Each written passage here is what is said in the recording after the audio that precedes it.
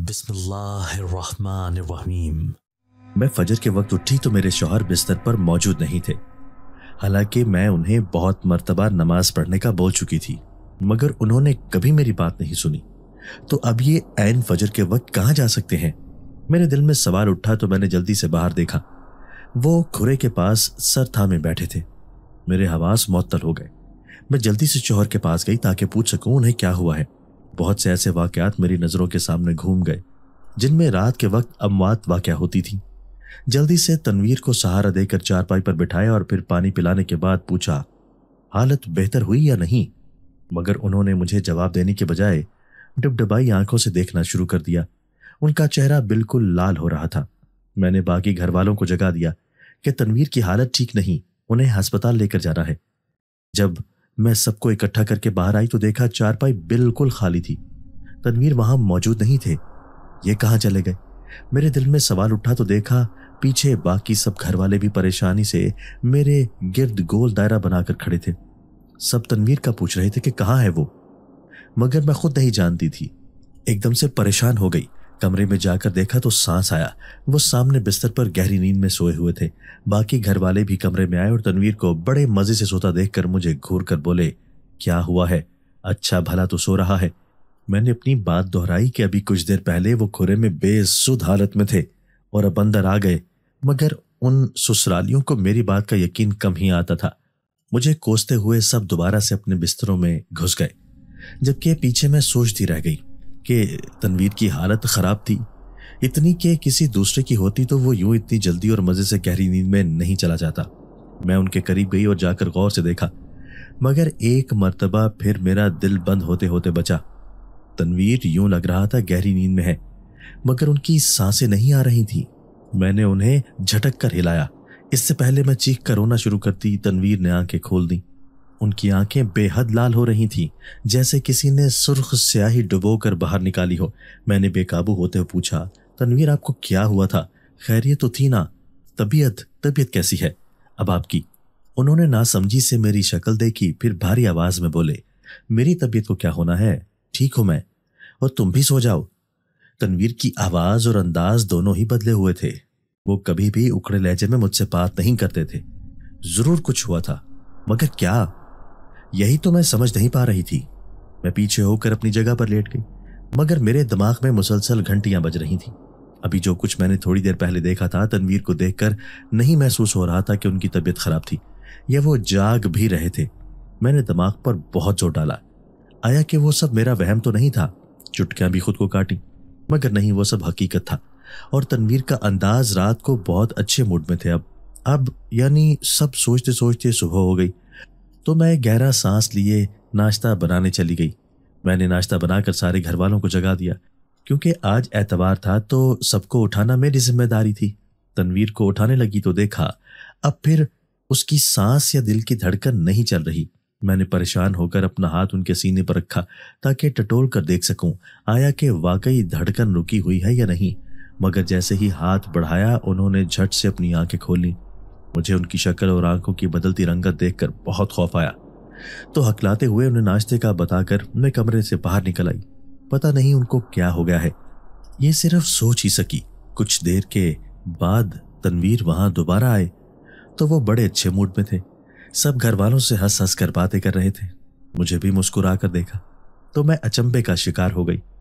जरूर कुछ ना कुछ गड़बड़ थी और इसी गड़बड़ को मुझे खोजना था। जैसे भी मुमकिन होता वैसे नाश्ता लगाया तो वो किसी काम का कहकर घर से चले गए। मेरी शादी की इतनी देर में आज तक ऐसा नहीं हुआ कि तनवीर बगैर नाश्ता किए घर से गए हों। मैंने गहरा सांस लेकर उनका नाश्ता हाथ पाट में रख दिया और खुद बर्तन धोने लगी। बर्तन धोते हुए मेरी नजर अपने बाएं हाथ की तीसरी उंगली पर पड़ी तो मैं चौंक गई। उस उंगली में जो अंगूठी थी वो तनवीर ने मुझे शादी की पहली रात मुंह दिखाई में दी थी। वो अंगूठी बहुत प्यारी और मेरे दिल के करीब थी, मगर नजर पड़ी तो बौखला गई क्योंकि वो उंगली खाली थी, उसमें कोई अंगूठी नहीं थी। मैंने इधर उधर देखा, हालांकि मैंने वो अंगूठी कभी भी अपने हाथ से नहीं उतारी थी, वो हमेशा ही पहने रखती थी। फिर अब कहाँ गई? बर्तन धोने छोड़कर मैं फर्श पर इधर उधर अंगूठी तलाश करने लगी, मगर बेसुध। मैंने घर में हर जगह उस अंगूठी को तलाश किया, मगर वो मुझे कहीं पर भी नहीं मिली। तो थक हार कर बाकी काम समेटने लगी। शाम को तनवीर वापस आए तो मैंने उनसे छुपाए बगैर बता दिया कि मेरी अंगूठी गुम हो गई है। उन्हें जैसे कोई फर्क ही नहीं पड़ा था। बड़े आराम से कहते कि शायद अब उसकी जगह तुम्हारे हाथ में नहीं रही थी, इसी वजह से वो गुम हो गई है।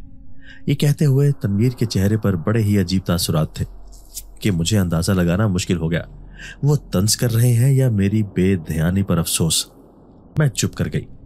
मैं सोने के लिए लेट गई, मगर तनवीर छत पर चले गए कि मुझे कुछ देर हवा में बैठना है। मुझे क्या एतराज हो सकता था, वो पहले भी अक्सर ही ऐसे बैठ जाया करते थे। मैं थकी हुई थी, सो गई। 1 घंटे बाद आंख खुली तो बिस्तर उस वक्त भी खाली था। मैंने सोचा अभी तक ऊपर ही होंगे, तो किचन में जाकर उनके लिए चाय बनाई। फिर धीरे धीरे कदम उठाती छत पर गई और छत के कोने में घुटनों में सर दिए वैसे ही बैठे थे जैसा मैंने उन्हें सहन में खोरे के पास बैठे देखा था। वो बहुत ज्यादा डरे हुए थे। बार बार अपने बाएं जानिब देखकर नफी में सर हिलाते, जैसे किसी से बात करते हुए मना या इनकार कर रहे हों। इन्हें क्या हुआ? ये किससे बातें कर रहे हैं? मैं चलते हुए उनके करीब पहुंच गई और हैरत की बात यह थी कि उन्हें मेरे वहां जाने का एहसास भी नहीं हुआ था। मैंने तनवीर के कंधे पर हाथ रखा तो वो चौंक कर मुझे देखने लगे। फिर अपना हाथ उन्होंने दिल पर रख लिया, जैसे बंदा बहुत ज्यादा डर गया होता है। उनके माथे पर से पसीने छूट रहे थे। मैंने नरमी से पूछा, तनवीर क्या हुआ आपको, ठीक तो हैं? उन्होंने परेशानी से मुझे देखा, फिर धीरे से बोले, तुम यहाँ क्या कर रही हो? इतनी रात को जागना अच्छा नहीं होता, जाओ जाकर सो जाओ। उनका अंदाज ऐसा था जैसे वो मुझे किसी चीज को देखने से रोक रहे हों, बचा रहे हों कि तुम यहां से जाओ, तुम्हारे लिए ये जगह महफूज नहीं। बिल्कुल उनका यही अंदाज लग रहा था।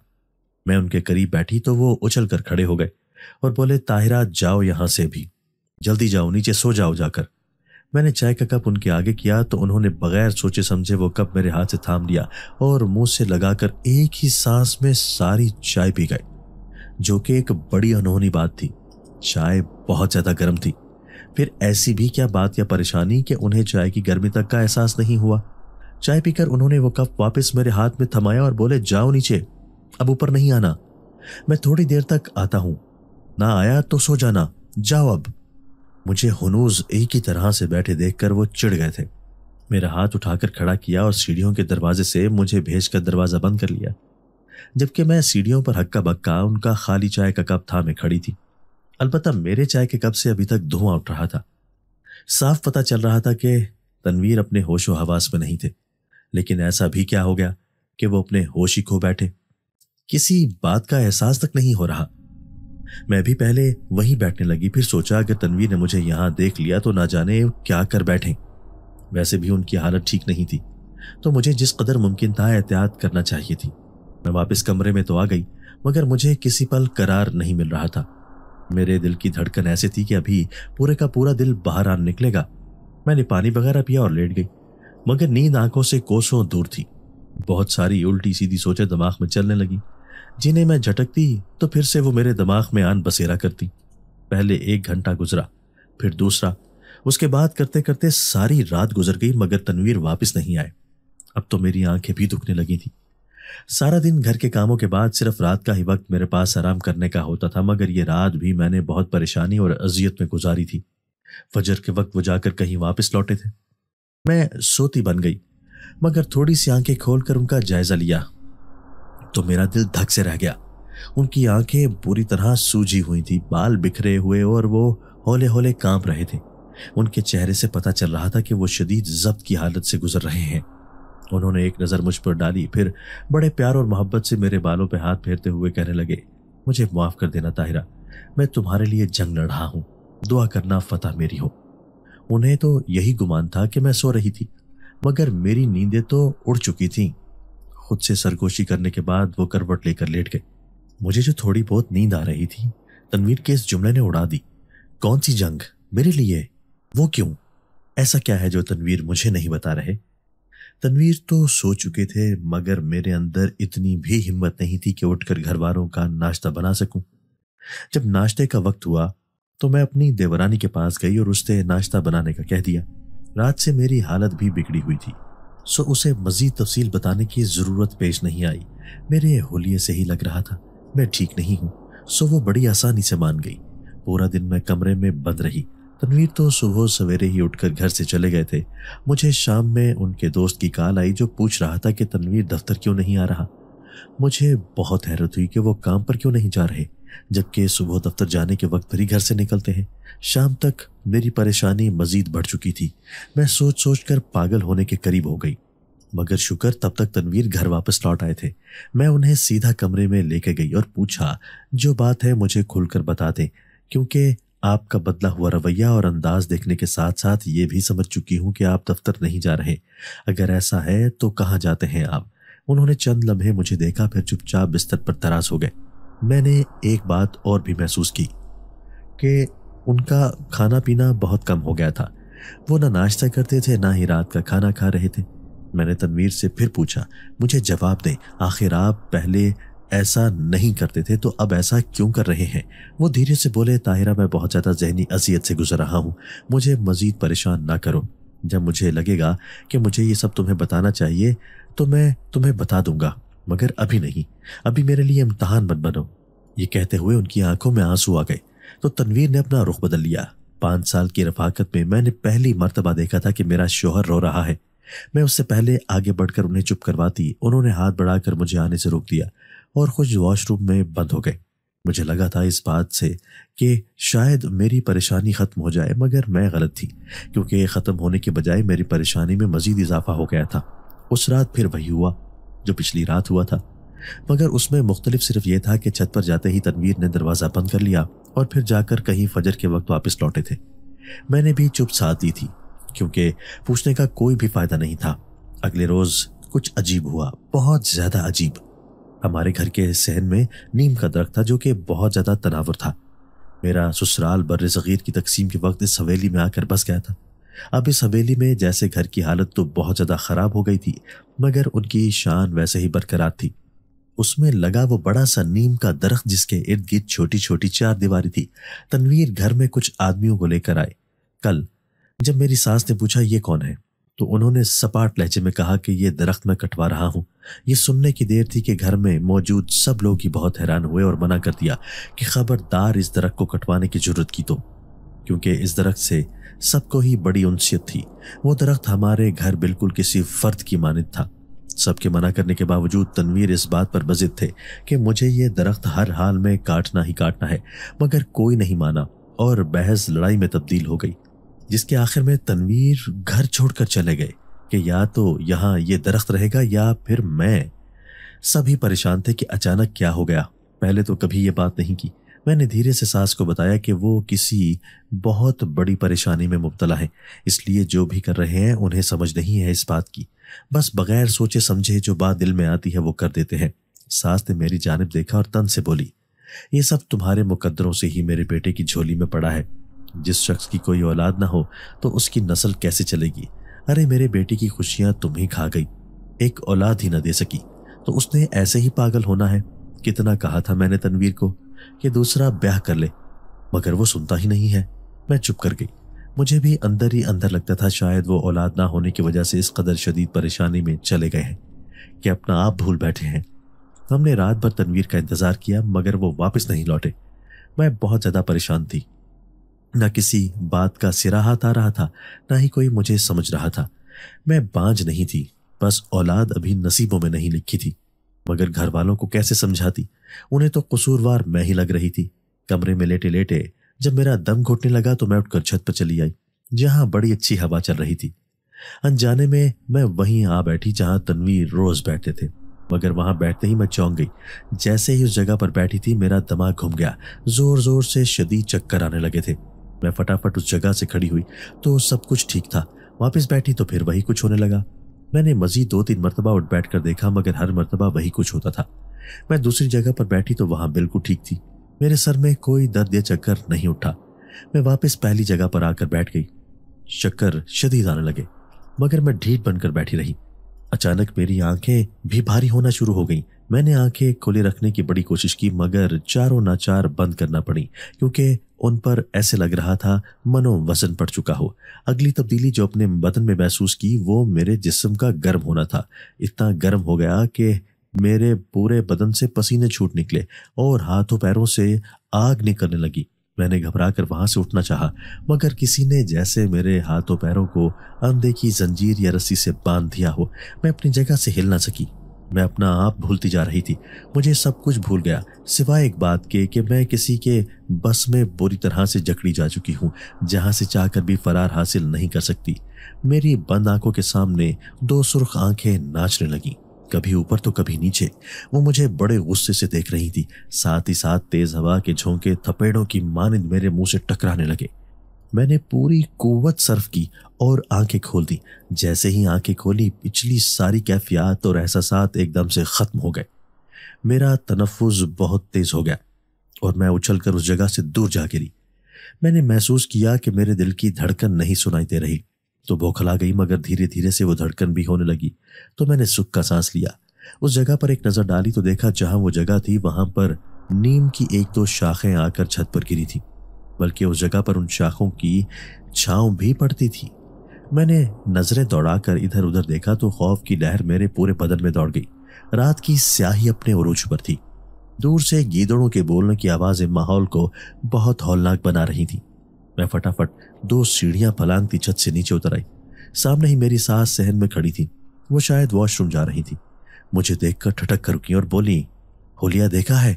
جب ایسے ہولیے میں پھرو گی تو شوہر باہر ہی دھکے کھائے گا نا، اور ویسے رات کو 1 بجے چھت پر کون سی دھوپ لگوا رہی تھی خود کو؟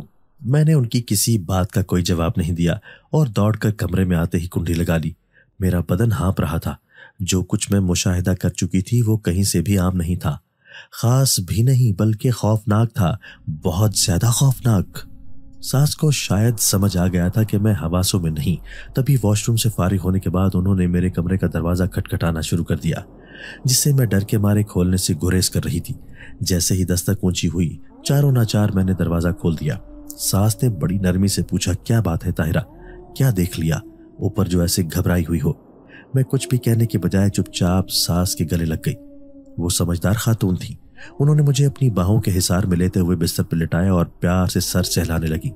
پہلی مرتبہ کے بعد انہوں نے دوبارہ نہیں پوچھا تھا کہ کیا ہوا، بس میرے قریب بیٹھی بالوں میں انگلیاں تب تک چلاتی رہیں جب تک میں سو نہیں گئی۔ صبح اٹھی تو وہ میرے بستر پر نہیں تھی۔ میرا ناشتہ بنانے کا بالکل بھی دل نہیں چاہ رہا تھا، مگر روز روز دیورانی کو بھی نہیں بول سکتی تھی۔ میں نے بال باندھے اور باہر آئی، مگر وہاں ایک نئی ہی دنیا تھی۔ میری ساس سب کا ناشتہ بنانے کے علاوہ سب کو کروا بھی چکی تھی۔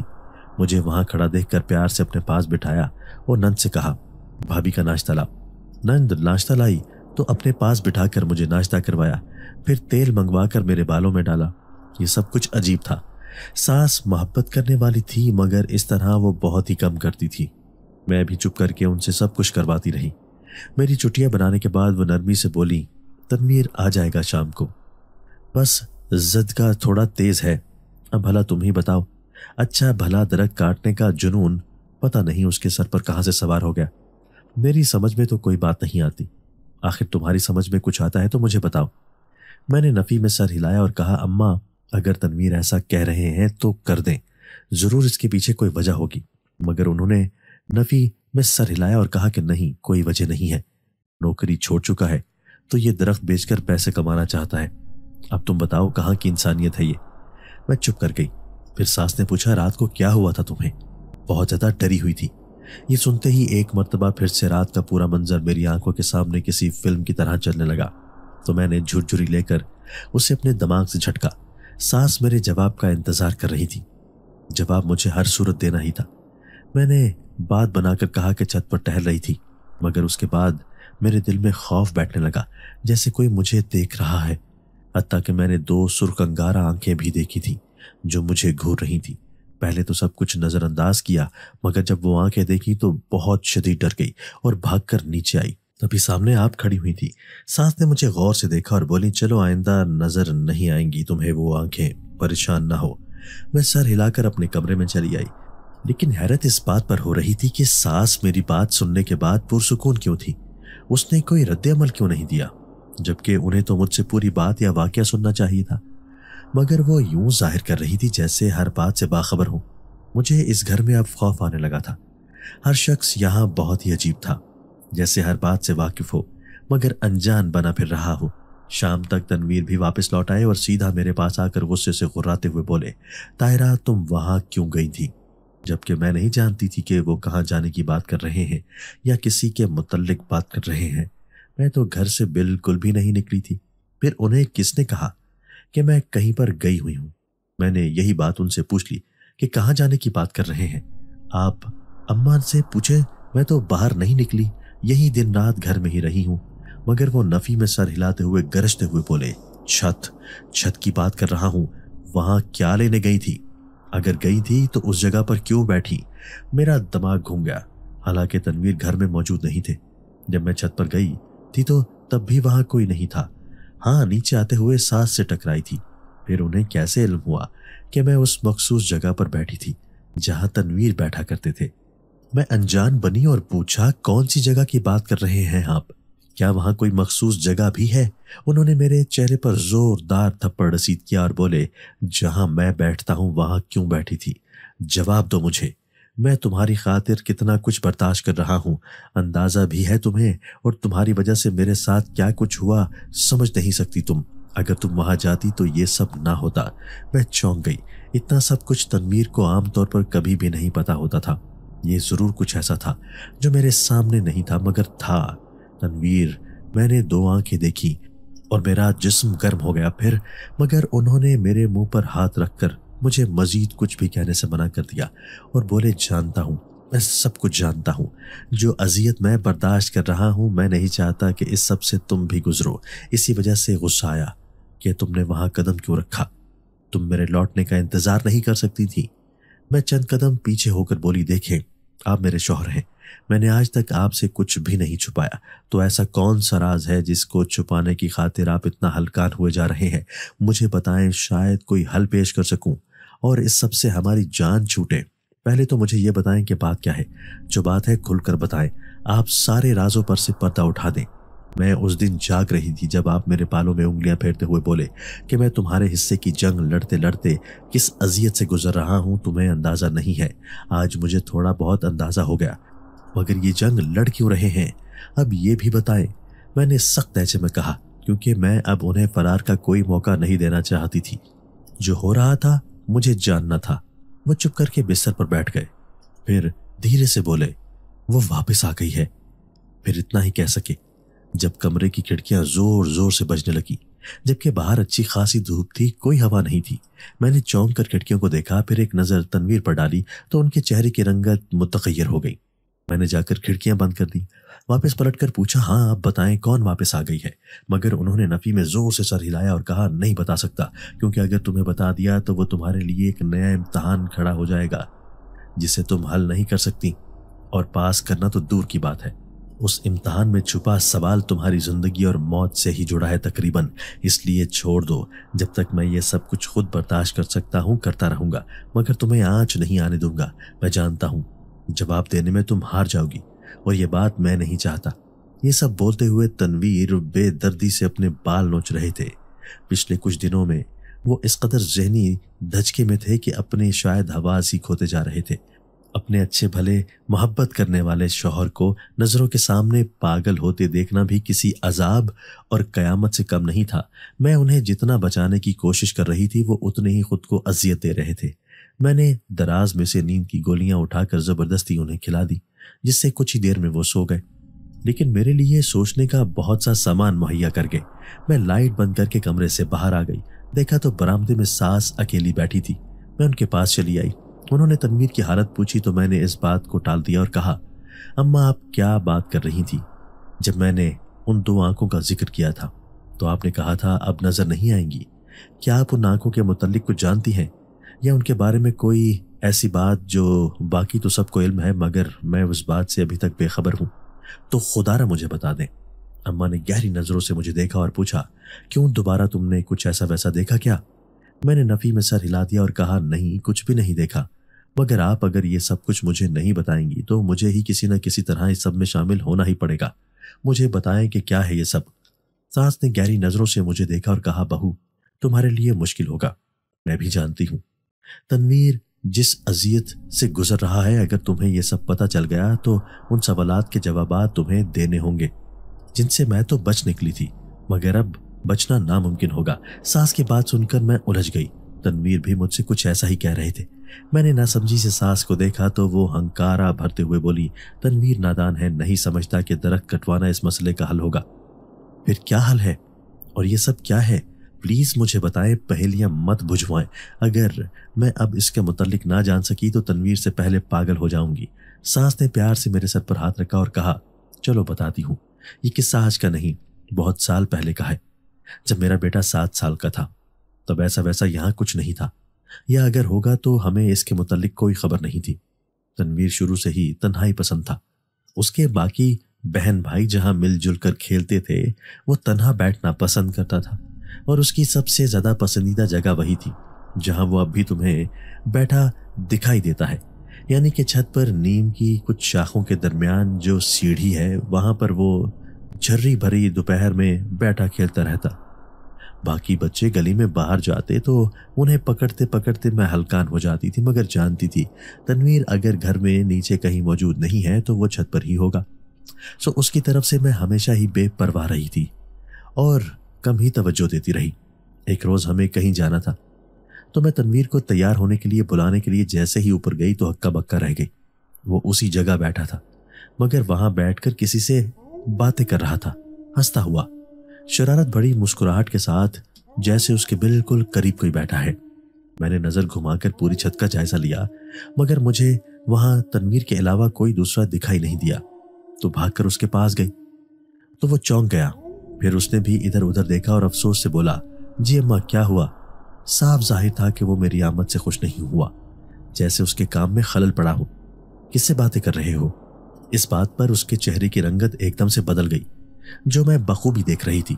मैंने फिर जरा नरमी से पूछा, बेटा यहाँ किससे बातें कर रहे थे?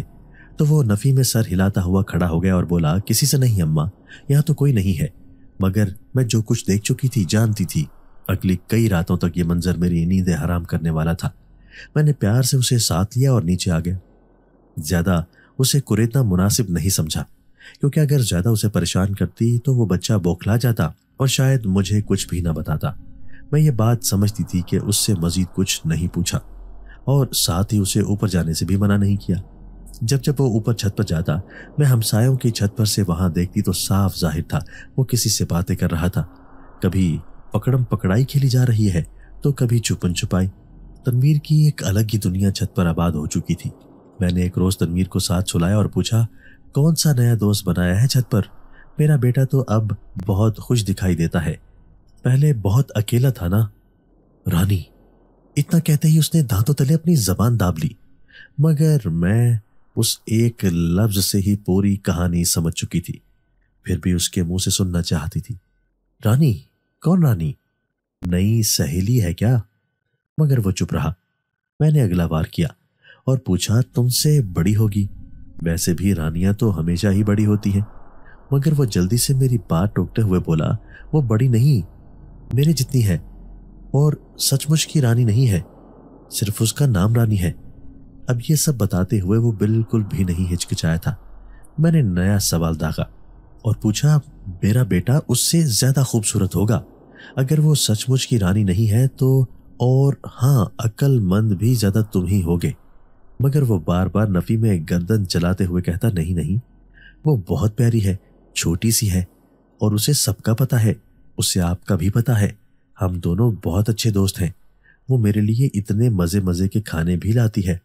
इस बात से मुझे इस सवाल का जवाब भी मिल गया कि आजकल तनवीर ज्यादा खाना क्यों नहीं खा रहा था, जबकि पहले हमेशा पेट भरकर खाता था, लेकिन अब उसका खाना बहुत कम हो गया था। ये बात भी खुल गई थी कि वो ऊपर खाता था। उसके बाद ऐसे ही होने लगा।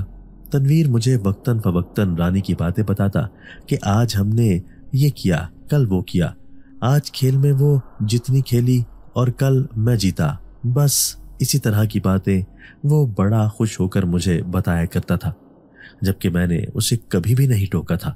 हाँ, लेकिन अंदर ही अंदर मुझे बहुत ज्यादा परेशानी थी। मुझे कुछ समझ नहीं आ रहा था कि क्या करूं और किससे मशवरा करूं। अगर घर वालों से कहती तो उन्होंने साफ कहना था कि तनवीर को साया हो गया है, दम वम करवाओ, हत्ता कि उसे बाकी बच्चों से भी उन्हें बिल्कुल अलग कर देना था। मैं अंदर ही अंदर डरी हुई थी। फिर सोचा खुद ही हिम्मत करना होगी। मैं एक दो लोगों से मिली, یہ جو عجیب و غریب ڈھونگی بیٹھے ہوتے ہیں ان سے دور ہی بچ کر نکلی۔ ایک جاننے والے تھے، انہوں نے 2-4 دم بتائے کہ یہ کرو اور اس بچی سے جا کر ملو۔ میں نے بالکل ان کی دی گئی ہدایات پر عمل کرتے ہوئے ویسا ہی کیا جیسا انہوں نے کہا تھا۔ میں نے تنویر سے کہا مجھے بھی اپنی سہیلی سے ملواؤ، تو وہ یہ سن کر بڑا خوش ہوا اور اگلے روز ہی مجھے وہاں پر لے گیا۔ عجیب بات یہ تھی کہ اس نے اپنی جگہ پر مجھے بٹھایا تھا۔ وہاں بیٹھتے ہی میرا دماغ گھوم گیا تھا، جسم گرم ہو گیا، ہوا کے تھپیڑے چہرے پر لگنے لگے اور بھی بڑی عجیب و غریب سی کیفیت ہو گئی تھی، مگر میں ضبط کیے وہاں بیٹھی رہی۔ کچھ ہی دیر بعد بالآخر میں نے رانی کو دیکھا۔ وہ بے حد خوبصورت تھی، مجھ سے مل کر اسے بڑی خوشی ہوئی تھی۔ تھوڑی دیر بعد ہی وہاں رانی کی ماں بھی آ گئی۔ اس نے مجھ سے اپنی خواہش کا اظہار کیا کہ تنویر کو اس کا بیٹا بنا دے۔ رانی کسی سے نہیں ملتی جلتی، مگر تنویر میں اس کی جان بستی ہے۔ میں نے حیرت سے پوچھا ایسے کیسے بیٹا بنا دوں؟ تو وہ ہنس کر بولی کہ رانی اور تنویر کی شادی کر دیں، مگر میرے بچے کی عمر بہت چھوٹی تھی، میں اس کی شادی اس عمر میں کسی انسان سے نہیں کر سکتی تھی۔ وہ تو پھر ایک جن زادی تھی جس کے لیے اس کی ماں میرے بیٹے کا رشتہ مانگ رہی تھی۔ میں نے فوراً سے آنکھیں کھول دی اور تنویر کو پہلی مرتبہ سختی سے ڈانٹا اور اپنے ساتھ نیچے لے آئی۔ وہ بیچارہ بہت پریشان تھا کیونکہ آج تک میں نے ایسا رویہ نہیں اپنایا تھا جیسا اس وقت اپنایا تھا۔ وہ مجھ سے بار بار پوچھتا رہا کیا ہوا ہے، تو میں نے اسے سمجھایا کیونکہ اسے ہی سمجھا سکتی تھی، اور بتایا کہ وہ ایک جنزادی ہے، انسان نہیں۔ بیٹا میں سمجھتی ہوں کہ تم بھی اسے پسند کرتے ہو، تمہاری بہت اچھی دوست ہے، لیکن یہ ممکن نہیں ہے، تمہاری اس کے ساتھ شادی نہیں ہو سکتی۔ اس کے علاوہ بھی میں اسے جس حد تک ڈرا سکتی تھی میں نے ڈرا دیا، جس پر وہ چپ کر گیا اور کچھ لمحے سوچ کر بولا اماں کیا کروں پھر میں نے اسے سمجھایا کہ اسے مت ملا کرو، ایسے تم دونوں الگ رہنا سیکھ جاؤ گے۔ نیز تنویر بڑا صابر بچہ تھا، اس نے یہی کیا کہ رانی سے ملنا بند کر دیا۔ رانی تو کچھ بھی نہیں کر سکی، مگر اس کی ماں نے میرے بیٹے کی زندگی اجیرن کر دی۔ تنویر کو ایسا سخت بخار چڑھتا جو ہفتہ بھر اترتا نہیں تھا، پورا ہفتہ نیز بچہ خالی پیٹ رہتا۔ بخار ٹھیک ہوتا تو اس کے سر میں درد کے دھماکے اٹھنا شروع ہو جاتے، وہ ٹھیک ہوتے تو وہ چیزیں بھولنا شروع کر دیتا، اسے کچھ بھی یاد نہیں رہتا تھا۔ میں نے ڈاکٹروں سے بہت علاج کروایا، مگر کسی ڈاکٹر کو بھی اس کی بیماری سمجھ نہیں آ رہی تھی، سب نے جواب دے دیا۔ ایک روز میں نے دیکھا تنویر سو رہا تھا، میں اس کے پاس ہی تھی، دیکھتے ہی دیکھتے اس کا پورا جسم پسینے میں بھیگ گیا۔ اس سے پہلے میں کچھ کرنے کا سوچتی اس نے چیخیں مارنا اور رونا شروع کر دیا۔ میں نے اس سے گلے لگا کر سہارا وغیرہ دیا، مگر وہ مسلسل ایک ہی بات کرتا جا رہا تھا، اماں رانی کی ماں مجھے مار دے گی، وہ مجھے اپنے ساتھ لے جانا چاہتی ہے، مگر میں نہیں چاہتا، اماں مجھے بچا لے، وہ مجھے ساتھ لے جائے گی۔ آپ صحیح کہتی ہیں، وہ مجھے ڈراتی ہے بہت بری طرح سے، مجھے ہر وقت ڈر لگتا ہے۔ بچہ تھا، جو بھی اس کی کیفیات تھی وہ بلا جھجک مجھے بتاتا چلا گیا۔ میں نے فیصلہ کر لیا کہ اب اس مسئلے کا کوئی پکا حل نکال ہی لینا چاہیے، کیونکہ میں اپنے بچے کو یوں اپنی آنکھوں کے سامنے دن بدن مرتا ہوا نہیں دیکھ سکتی۔ وہ بہت زیادہ اذیت پہلے ہی برداشت کر چکا ہے۔ یہ سوچ کر میں ایک فقیر سے ملی، اس نے ایک تعویذ دیا اور وہ تعویذ لا کر میں نے نیم پر باندھ دیا تھا، کیونکہ اس نیم پر رانی کے پورے خاندان کا بسیرا تھا۔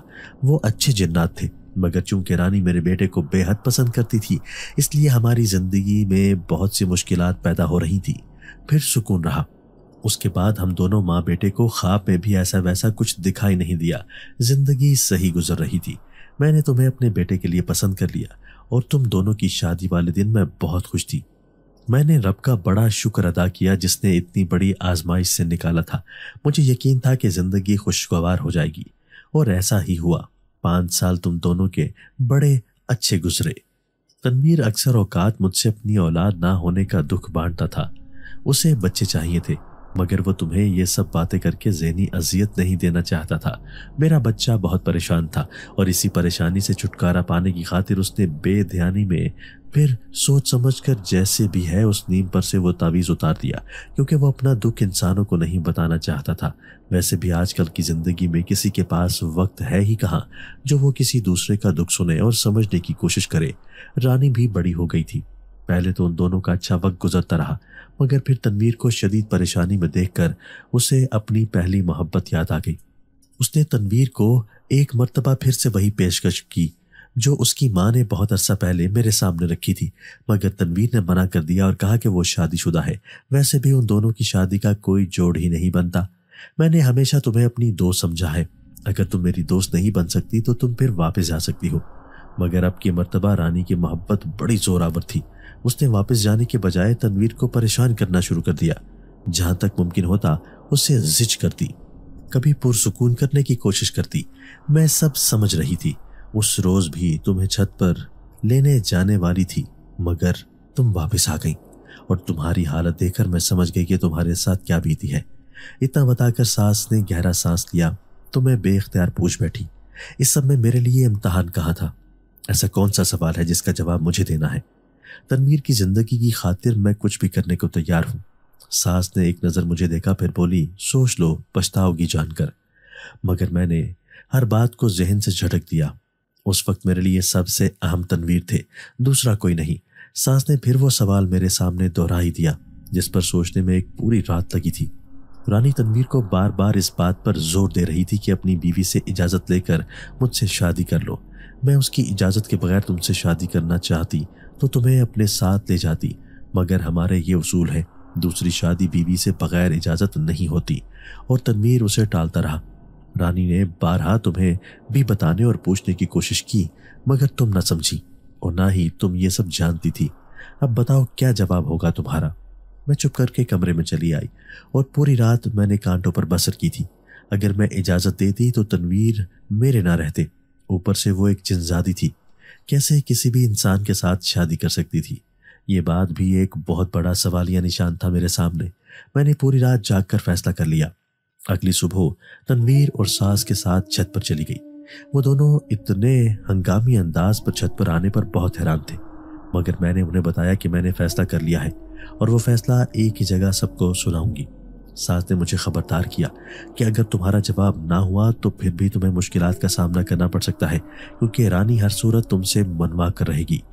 उसे ना जवाब चाहिए ही नहीं। मैंने इस बात में सर हिला दिया और तनवीर से कहा, आप रानी और उसकी माँ के साथ बाकी खानदान को बुलाना चाहते हैं तो बुला लें, मगर वो सब तो पहले ही वहां मौजूद थे। मैंने बुलंद आवाज में सबके सामने तनवीर को शादी करने की इजाजत दे दी, पर सब हैरान भी थे और खुश भी। तनवीर और मेरी सास की हैरत उरूज पर थी, मगर मैं संभली हुई थी। रानी की माँ ने खुश होकर मुझसे कहा कि इसके बदले में तुम्हें क्या चाहिए? कुछ बड़ा मांगना, क्योंकि बहुत ही दिल जिगरे वाला काम तुमने बगैर किसी हिचकिचाहट के कर दिया है। अगर वो ना भी पूछती तो मैं उनसे मांगने ही वाली थी। मैंने उनसे कहा कि मुझे वो ताकत चाहिए कि मैं जिन्नात को अपने इशारों पर नचा सकूं। अगर कोई शख्स जिस पर जिन्नात हावी हो मेरे पास आए तो मैं उसका इलाज कर सकूं, कुछ ऐसा जिससे जिन्नात मेरे हुक्म के गुलाम बन जाए। उसकी माँ ने एक अंगूठी मेरे हाथ में थमाई और कहा, इसे पहने रखोगी तो जिन्नात को जो कहोगी वो तुम्हारे हुक्म मानने पर मजबूर हो जाएंगे। अगर ऐसा ना हो सका तो उन्हें जान से जाना पड़ेगा, तो मजबूरन उनके पास तुम्हारा हुक्म मानने के अलावा कोई दूसरा चारा नहीं होगा। मैं बहुत खुश हो गई और वो अंगूठी हाथ में पहनते ही एक करंट सा लगा, जो इशारा था कि इस अंगूठी की ताकत मुझ में समा गई है। रानी की माँ ने तनवीर को अपने साथ ले जाने की इजाजत मांगी तो तनवीर ने मना कर दिया कि वो नहीं जाएंगे, मगर अब उनके वहां सुनने वाला कोई भी नहीं था।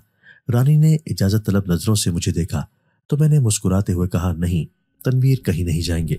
तुम सब जिन्नात यहां से जाओगे और कभी भी मेरे घर या मेरे घर के किसी फर्द का पीछा नहीं करोगे, किसी इंसान को तंग नहीं करोगे, क्योंकि तुम्हारी और तनवीर की शादी नामुमकिन है।